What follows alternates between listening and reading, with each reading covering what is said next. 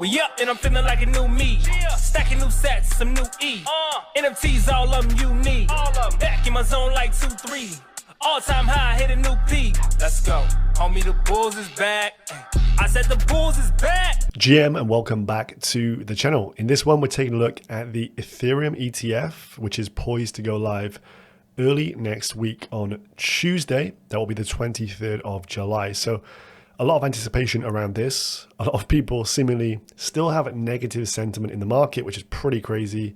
Zoom out. This is a very bullish catalyst for the wider market. So going to go into that today. We'll look at Grayscale, some of the FUD around that. And without further ado, let's jump in. So first thing to look at here is the ETH BTC charts. And if we just direct your attention here, the spot Bitcoin ETF went live here in January of this year. And since then, ETH's performance, of course, has been lackluster. It's been a bit of a stable coin.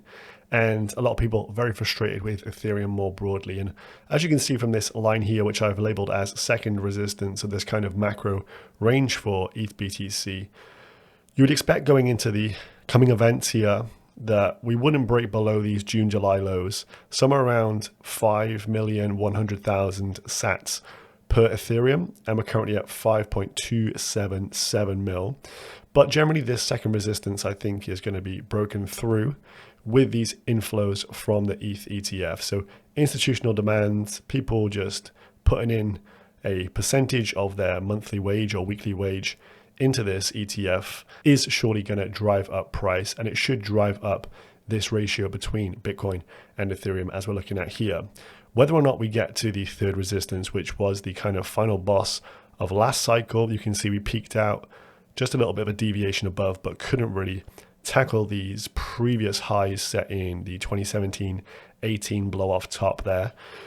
So 0.08 is probably the largest maybe it can go. I think this will be a big resistance level, but I think somewhere in this kind of middle between these two, somewhere around 0.65, maybe 7 mil sats. That's the kind of range I'm thinking we're going to get to for Ethereum here. So overall, I think the ETH BTC low should be in here, and it should have a bullish move up here in the coming months with these new flows into the asset, and could be very reflexive as well. So what are the boys with the big money doing? So Galaxy has bought $1 billion of staked Ethereum to add to their portfolio. So Galaxy, the stock itself, probably could do with its own video. Highly bullish on Mike No Regrets and his guys over there, but they've shipped in $1 billion, which says a lot.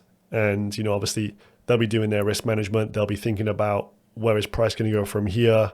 They have it all mapped out. We're actually going to go into the Galaxy doc in just a moment, but big money has started to accumulate in a major way some ETH, and that is staked ETH. Loomdart posted this quite amusingly. Remember, if they talk about the ETH outflow, that is from Grayscale, their IQ is below 20. So an update here on the fees as well. So interesting to see that they have fixed themselves up over at Grayscale. They've seen the pain they inflicted on the market and also inflicted on themselves with the Bitcoin ETF, with their just cascade of loss of assets under management during that period. And what they've just done here is posted an update of their ETH mini trust. So this filing has just announced that the actual fee will just be 15 basis points only. So they're actually doing a full waiver on the first 2 billion of assets under management. So first 2 billion that comes in, no fee whatsoever on that. Anything subsequent to that, 15 basis points. So this is kind of one of the FUD storms around Ethereum, or people are pointing to, which Loomdart is saying you're stupid if you're doing that. They've got $9 billion of ETH under management. This has at times traded at a large discount to the actual NAV, the net asset value. And so the kind of worries around that is people are going to be able to unlock this and just sell it on the open market. But what we're seeing here is Grayscale changing tactic. And with this mini ETF, this fund, they will have the lowest fees of all the providers thus far. So this kind of knocks the ball into the court of the others, Franklin Templeton, Fidelity, BlackRock, etc.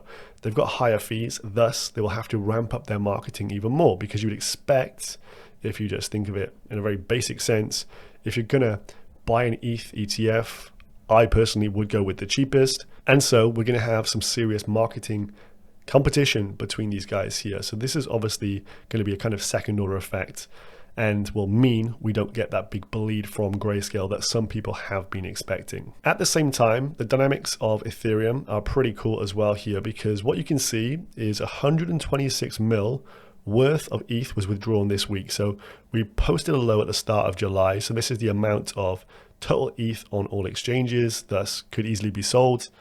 Started to come back up. 126 mils worth has been removed at the early part of this week. And so we are pushing towards all-time lows of ETH on exchanges. Thus, if the supply isn't there and there's a big demand that comes in from this ETF, you know what happens, number will go up. So potentially this is helping set the stage for a big rally. There is a full Galaxy report, which I'll link down below. They kind of did some analysis on the Bitcoin inflows from their ETFs, and they've kind of done a benchmark versus what they think will happen with ETF. We got some of the takeaway points just at the top here. So Bitcoin ETFs received 15 bill in net inflows between the launch of 11th of Jan and June 15th. We now have the ETH ETF going live in July, and they expect the net inflows into ETH ETFs somewhere in the region of 20 to 50% of that of Bitcoin, and a kind of implied target around 30% of those inflows. This gives them a net monthly inflow of $1 billion per month into the Ethereum ETF. So that is their benchmark. So as they point out in this table, there's a 3x multiplier in size, i.e. Ethereum is 1/3 of the size of the market cap of Bitcoin. They're expecting $1 billion of inflows per month on average.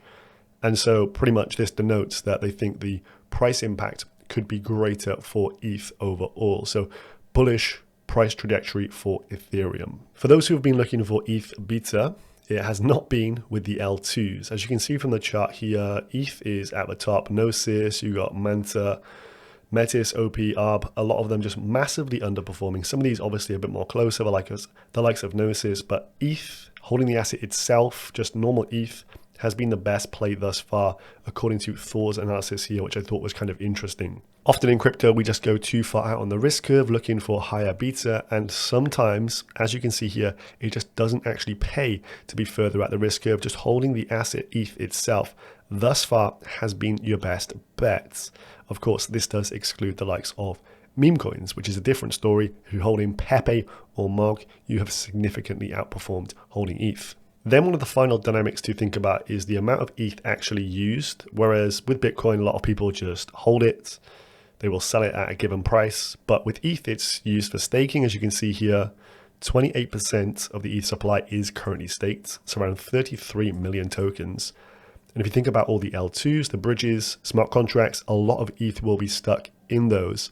And so it is a more illiquid asset overall. So this, again, is going to provide a bullish trajectory for it if we do see those Galaxy predicted 1 bill of inflows each and every month. So on screen there, the all-time chart of Ethereum going into the ETF next week. What do you think happens with that thing? It's going to break all-time highs, isn't it?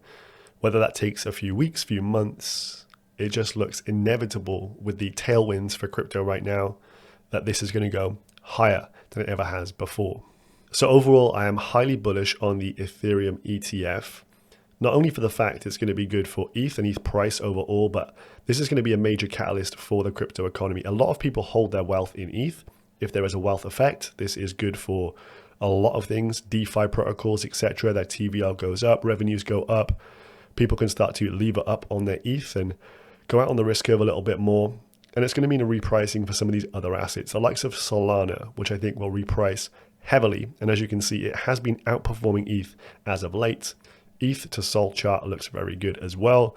And a Solana ETF seems to be a bit of a shoe-in for early 2025 is the speculation. So more broadly, second order effects, ETH ETF bullish for ETH, but also bullish for the rest of crypto. As the market cap of ETH goes up, those relative comparisons versus other coins, they're also going to start marking up as well in a major way.